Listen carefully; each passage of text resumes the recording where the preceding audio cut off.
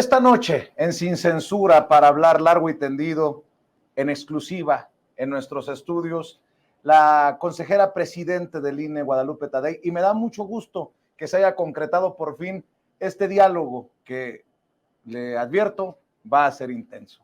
Guadalupe Tadei, gracias por acompañarnos. Muchísimas gracias, Vicente. Gracias por la invitación. Va a ser una conversación de paisano a paisano. De sonorense a sonorense. O sea, duro.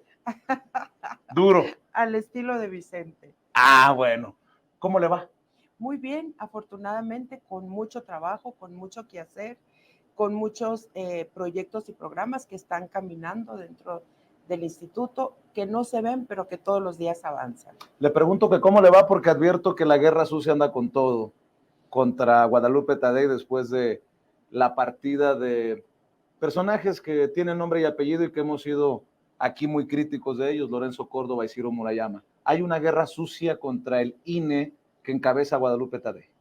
Pues seguramente habrá quien no esté de acuerdo con el cambio, pero el cambio era constitucional, se tenía que dar. Así es que estamos aquí hoy por hoy y habrá otros muchos que están muy contentos, además hay que decirlo, o que están acompañando este proyecto, como acompañamos muchos en otro momento los proyectos administrativos y de gestión de los las diferentes presidencias que se fueron ocupando. Hoy es otra situación similar. Pero estoy seguro que le cuentan sus asesores, su círculo cercano, que hay analistas, periodistas que hablan de un sometimiento del INE ante este, y con todo el sarcasmo del mundo lo digo, cuasi dictador López Obrador, que se le fueron, dicen algunos medios de comunicación y algunos periodistas que ya conocemos, que se fueron a tirar de tapete a Palacio Nacional. Seguramente no se dan cuenta de lo que está pasando, el jaloneo intenso en el INE. ¿Cómo digiere Guadalupe Tadei todos estos dichos y voladas en ocasiones? Sí, yo creo que hay que estar muy atento a la opinión que está en los medios impresos, en los medios digitales, en la radio, en la televisión, porque hay que ser sensibles a lo que se comenta. Sin embargo, entender que esto que se está planteando por algunos columnistas o editorialistas o opinólogos en esta materia es verdad, pues sería como darle la razón a quienes atrás decían que el instituto estaba volcado hacia un lado. Yo creo que no tienen la razón y no tiene sentido colocar al instituto en esta postura. El instituto tiene 33 años más allá de quienes estemos integrando en este momento. Estoy en el instituto desde el 91. Antes de esto, de que ocupara esta posición, no había habido ningún señalamiento de imparcialidad. No tendría por qué existirlo hoy, de parcialidad. No tendría por qué existirlo hoy. Así que el compromiso profesional es amplio, es reconocido. Hay mucha parte de la estructura del instituto con la cual me ha tocado colaborar durante años. Te quiero decir, delegados, gente de las áreas técnicas, gente de la propia área administrativa, de presidencia, que en otros momentos me tocó colaborar con ellos. Y hoy por hoy, entender que eso sería verdad, para mí sería así como un crimen, declarar la guerra a algo que ha venido existiendo y que ha dado resultados. A veces los resultados no son los que espera una fuerza política, pero ahí están y son auditables en todo momento, ¿no? Yo mencionaba aquí en Sin Censura que era hasta cierto punto peligroso esto que intentaban hacer desde el bloque opositor, un INE ciudadano, decían, un mini INE. Y yo decía, eso ya es ser muy perverso, porque además estaba integrado por exconsejeros, ¿no? Veo que los exconsejeros están pues muy alebrestados por estos nuevos aires que se perciben en el INE. Uno de los más públicos y de los más aferrados, si me permite la expresión, es Marco Antonio Baños. ¿Qué hay? ¿Qué hay detrás de declaraciones, de acciones, que al final terminaron no volando, porque no funcionó esto del mini INE, pero de que están dispuestos muchos a convertirse en una zancadilla, eso que ni qué.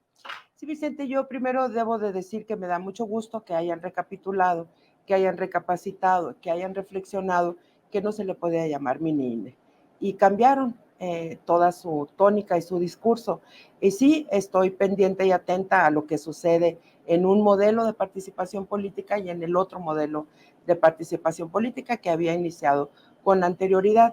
Quiero decirte que yo respeto muchísimo al maestro Marco Antonio Baños en su calidad de consejero mientras él estuvo ahí. Me sorprende que diga que este tipo de reuniones no se debieran de hacer porque hace alusión específicamente a la reunión con los gobernadores.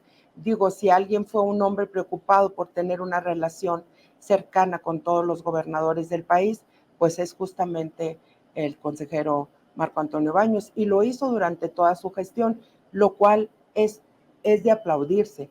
¿Por qué? Porque justamente estamos frente al Sistema Nacional Electoral en donde nos convoca a los gobiernos locales y al propio Instituto Nacional Electoral en dos materias fundamentales, en materia presupuestal y en materia de seguridad. Aquel consejero que no nos ocupemos, que no nos preocupemos por motivar este tipo de relaciones en las entidades de las autoridades electorales con el Ejecutivo estatal, digo, no estaríamos entendiendo lo que es el Sistema Nacional Electoral. Y me preocupa que este tipo de opiniones se den en este momento, porque justo lo que acabamos de lograr en esta reunión es el compromiso de los 32 estados de iniciar el primer contacto con las autoridades electorales locales y el Ejecutivo para esos dos propósitos. Todos sabemos que en los estados, pues cada quien tiene su reglamentación presupuestal y también hay una legislación electoral local. A esa sí atienden los institutos electorales locales, y nuestros delegados del INE tienen que tener una coordinación con las autoridades locales, pues fuertísima, intensa, permanente, entre las que están las medidas de seguridad y los trámites presupuestales que hacen los organismos públicos locales. Es normal que estas reuniones se lleven a cabo. Ahora, el formato que utilizamos recientemente, del cual por supuesto me siento muy complacida de haberlo logrado, es la convocatoria en un solo momento a las 32 entidades, y estuvieron todas representadas, ¿no?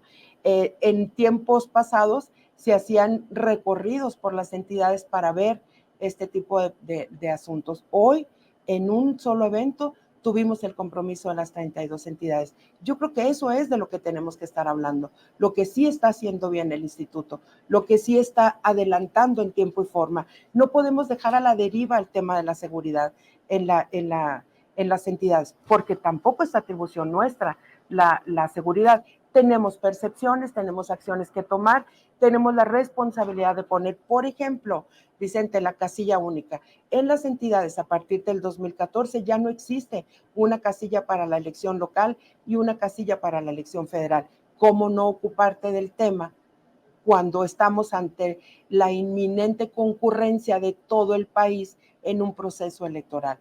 Me parece que hay que rescatar y hay que destacar lo que se tiene que destacar, lo que sí está haciendo y está caminando el instituto.